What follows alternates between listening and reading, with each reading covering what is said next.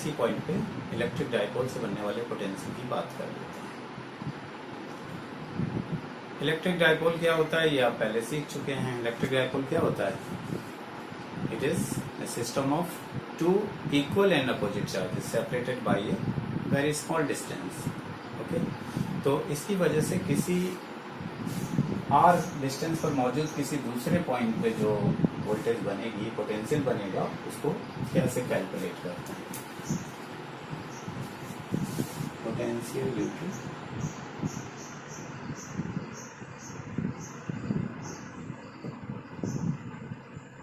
Dipole, electric dipole से बनने वाले पोटेंशियल की बात कर रहे हैं। तो इसका एक डायग्राम बनाएंगे जिसमें डायग्राम में आप दिखाएंगे कि एक आपके पास डाइपोल है, पॉजिटिव प्लस क्यू चार्ज इधर है, माइनस क्यू चार्ज इधर है। इस पॉइंट को ए मान लीजिए, इस पॉइंट को बी मान लीजिए। यहाँ पे प्लस क्यू चार्ज है, यहाँ पे माइनस क्यू चार्ज है। और सेंटर ऑफ डाइपोल ये है। डाइपोल का डाइपोल मोमेंट डिफाइन है P equals to Q into 2A, 2QA you can say. 2A क्या है? डाइपोल की लेंथ। Q क्या है? Charge on dipole. ये इधर की आधी डिस्टेंस A होगी, इधर की आधी डिस्टेंस भी A होगी। कंसीडर कर लीजिए, consider a point P at R distance from centre of dipole. यहाँ पर R डिस्टेंस पर कोई डाइपोल है और it is the vector R is making angle theta with the dipole. और you can say dipole moment. Dipole moment negative to positive होता है, पिछले लेसन में पढ़ चुके हैं। डाइपोल मोमेंट का अगर एरो दिखाएं तो इधर की ओर है, ठीक है। तो डाइपोल मोमेंट को हम P से डिनोट करते थे, P इधर की ओर, this is vector point P, ठीक है, ठीक है। तो इससे बनने वाला ये एंगल थीटा है। यहाँ पर कोई पॉइंट भी है, यहाँ पे आपको वोल्टेज बतानी है। तो यहाँ का जो वोल्टेज होगा इस पॉइंट पे, वो इससे इंडिविजुअल चार्ज Q से, प्लस Q चार्ज से बनने वाला पोटेंशियल, नहीं कि potential due to plus Q, और इसकी वजह से जो पोटेंशियल बनेगा वो होगा potential due to minus charge. तो दोनों के सम के बराबर यहाँ का टोटल पोटेंशियल होगा। Potential here equal to sum of potential due to individual charges plus Q and minus Q। तो इसकी डिस्टेंस अगर मुझे पता हो, ये R1 है, कंसिडर कर लीजिए। That is consider distance of point P from plus charge is R1 and minus charge is R2, ठीक। तो ये R1 R2 की वैल्यू क्या होगी वो हमें R के टर्म्स में निकालनी होगी। तो अगर हम यहाँ से एक परपेंडिकुलर इस पर डाल दें, इस पॉइंट को O मान लीजिए, इस पॉइंट से इसको N कह दें, तो ये जो डिस्टेंस है ON की वैल्यू कितनी होगी इफ इट इज़ परपेंडिकुलर। तो ON यहाँ पर क्या होगा, एंगल के सामने वाले ये परपेंडिकुलर है और ये वाला बेस है। आपको पता है कि बेस अपॉन हाइपोटेन्यूज क्या होता है, कॉस थीटा। तो बेस यहाँ पर है ON और हाइपोटेन्यूज OA, ठीक है, और OA की डिस्टेंस स्मॉल a। तो ON की वैल्यू होगी A cos theta, A cos theta. ये हो गई डिस्टेंस A कॉस थीटा, ठीक है। तो अगर R में से A कॉस थीटा कम कर दिया जाए तो ये डिस्टेंस बनती है और ये वाली डिस्टेंस अप्रोक्सीमेटली इसके इक्वल होगी, ठीक है। एंड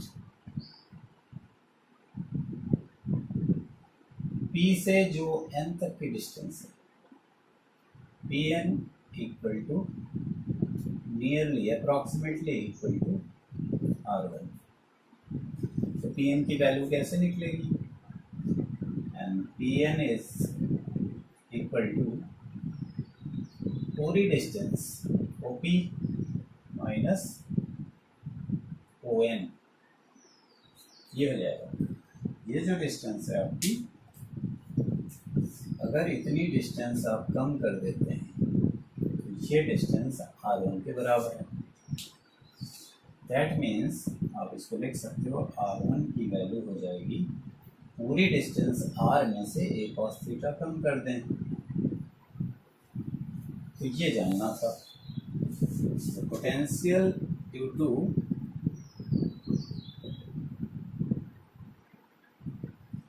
प्लस क्यू कितना हो जाएगा 1/4πε0 और q upon distance r1। r1 की वैल्यू कितनी है तो आप लिख सकते हैं r1 की वैल्यू अगली लाइन में लिख देते हैं 1/4πε0 q upon r minus a cos theta. इसी तरह से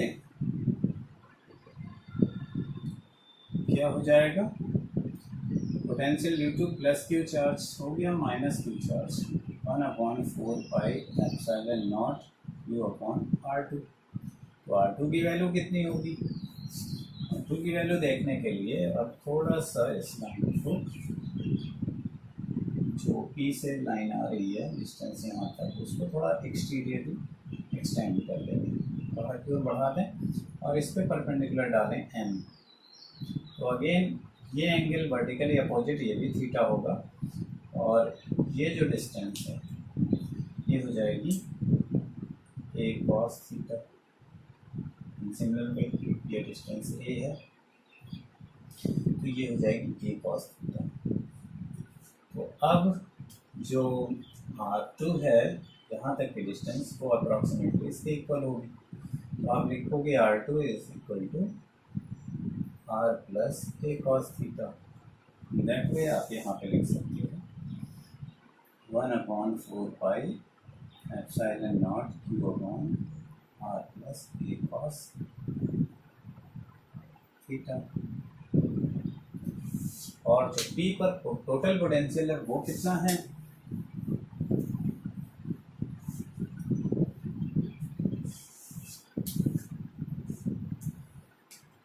The potential at P point की कोऑर्डिनेट क्या है? r डिस्टेंस पर थीटा एंगल पर है।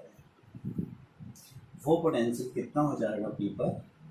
दोनों पोटेंशियल का sum V due to positive charge plus voltage due to negative charge. कितनी वैल्यू आएगी? 1/4πε0 कॉमन है और मैं एक बार लिख देता हूँ r माइनस जो कि पहले r1 था और फिर 1/4πε0 q अपॉन r2। ये क्यों नेगेटिव है? इस वजह से ये प्लस नहीं माइनस लिखा जाएगा। अब r1 r2 की वैल्यू ये तो कॉमन है, यहाँ भी ये कॉमन है q अपॉन 4πε0 ठीक है। 1/r1 को रिप्लेस कर देते हैं जो वैल्यूज हमने ली थी। r1 की जगह r minus a cos theta और minus r plus a cos theta. जो पॉइंट हमने लिया है उस हिसाब से देखें तो ये स्मॉलर डिस्टेंस है, लेस वाली है और ये वाली थोड़ी लॉन्गर डिस्टेंस दिखेगी इन माई फिगर। तो ये इस तरह से ऐसे आएगा इस डायग्राम के अकॉर्डिंग। तो यहाँ पर अब इसको आप क्रॉस मल्टीप्लाई करें और सॉल्व करें तो आपको क्या मिलेगा? q/4πε0 ये इधर आएगा r plus a cos theta और इधर माइनस और माइनस ब्रैकेट ओपन करके लिखेंगे, सिंबल चेंज हो जाएंगे r plus a cos theta और यहाँ पर दोनों का प्रोडक्ट आइडेंटिटी लगा देंगे r² minus a² cos square theta. Okay तो इसमें ये टर्म ऐड हो जाएगा ये वाला और ये वाला जो कैंसिल होगा, ये term negative. What will we get? We will get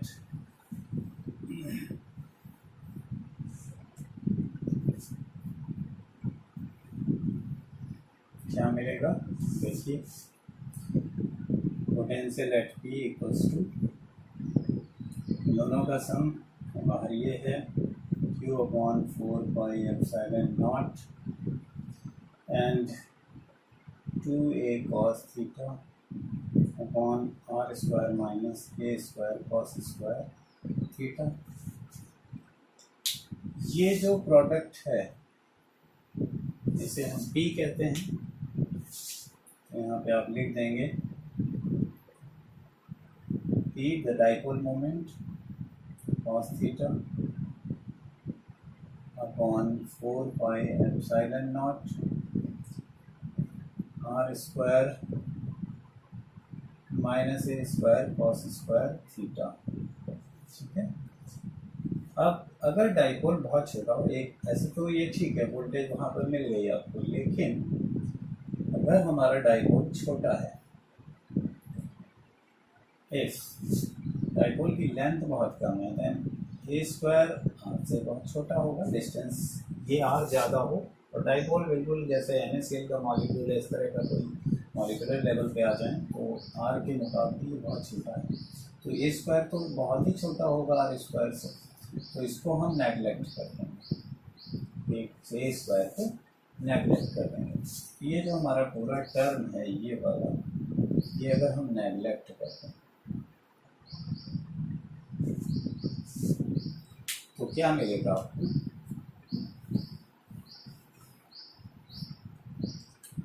आपको मिलेगा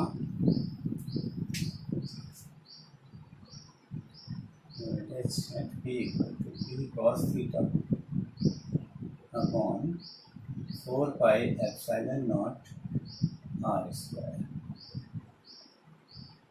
इस तरह से डाइपोल की वजह से होने वाली वोल्टेज यानी potential at any point P r theta, that is P cos theta upon 4 pi epsilon not r square.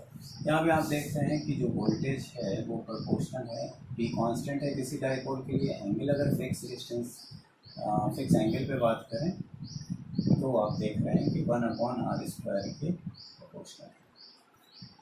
ठीक है, और थीटा भी अगर वेरी कर रहा हो एंगल तो इस तरह से, डिस्टेंस के साथ वेरिएशन आपको दिखाई दे रहा है 1 अपॉन r स्क्वायर, जबकि पॉइंट चार्ज से ये ड्यू टू डाइपोल है पोटेंशियल,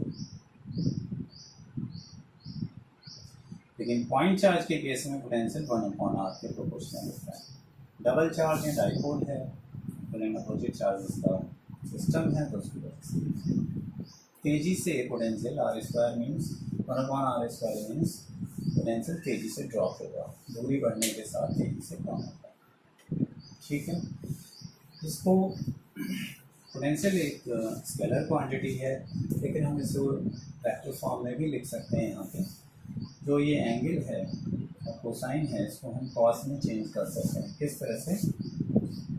यहाँ पर इधर डाइपोल की लेंथ के अलोंग तो P है वेक्टर, और जो इधर R था ये वेक्टर है, P पॉइंट यहाँ पर है, minus charge plus P charge, ये एंगल थीटा था। वेक्टर r की दिशा में जो यूनिट वेक्टर है वो r कैप होगा, तब p डॉट r कैप की वैल्यू p का मैग्नीट्यूड और r कैप का मैग्नीट्यूड 1 और cos theta, and this will be equal to p cos theta. तो P cos theta is equal to P dot r cap. तो यहाँ पे हम लिख सकते हैं वेक्टर फॉर्म में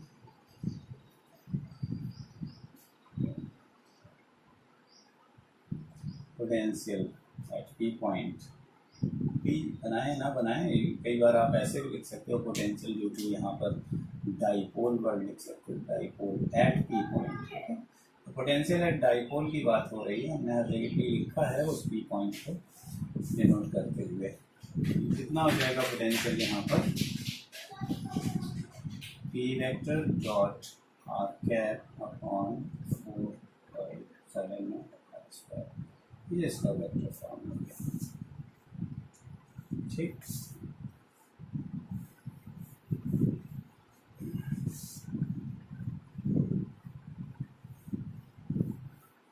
पोटेंशियल ड्यू टू डाइपोल।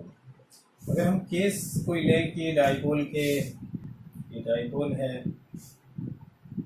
इस तरह से और इससे बिल्कुल सामने यानी 90 डिग्री पर यानी इक्वेटोरियल प्लेन पर पोटेंशियल निकाले, यहाँ पर पोटेंशियल तो कितना होगा, इस पॉइंट को यहाँ पर रखें तो potential here what will be the potential here, potential इसके लिए cos 90 जीरो होता है तो यहाँ पर पोटेंशियल जीरो आएगा, भाई cos 90 जीरो। और अगर इधर की ओर लें, इस पॉइंट पे पोटेंशियल कितना होगा डाइपोल की वजह से r डिस्टेंस पर, तो यहाँ पे तो cos 0 डिग्री cos 0 1 होता है तो पोटेंशियल मिलेगा p upon cos 0 1 4 pi epsilon not r square. इधर का कोई पॉइंट है 180 पर cos 180 -1 होगा और यहाँ पर माइनस में वोल्टेज मिलेगा आपको, कहीं माइनस चार्ज पास नहीं होगा।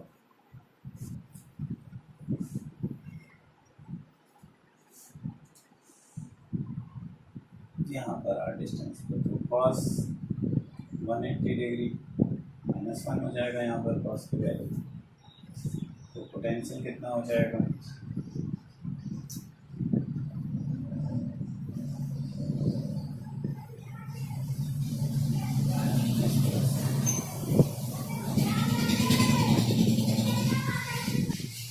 दूसरी ढंग से भी देख सकते हैं आप, यहाँ पे ये माइनस चार्ज है, यहाँ प्लस चार्ज है, तो इक्वेटोरियल प्लेन पर कोई भी इसकी वजह से ये डिस्टेंस बराबर है, तो माइनस चार्ज की वजह से मान लीजिए -5 वोल्ट बनता है, इसकी वजह से +5 वोल्ट बनता है, तो टोटल वोल्टेज यहाँ पे हमेशा पोटेंशियल जीरो रहेगा। अगर कोई यहाँ पे पॉइंट ले लेते हैं तो भी ये डिस्टेंस और डिस्टेंस बराबर होगी, मान लीजिए इसकी वजह से -10 वोल्ट बना और इसकी वजह से +10 वोल्ट बनेगा, तो टोटल पोटेंशियल अभी भी ज़ीरो होगा इस पॉइंट पर। सिमेट्री की वजह से इस पूरी लाइन पर इक्वल पोटेंशियल और वो सभी जगह ज़ीरो भी होगा। एक्चुअल में ये एक इक्विपोटेंशियल सरफेस हो जाएगी, ऐसी सरफेस जिसके सभी पॉइंट्स पर इक्वल पोटेंशियल होते हैं, वो इक्विपोटेंशियल सरफेस होती है। इसके बारे में हम अभी पढ़ने वाले हैं।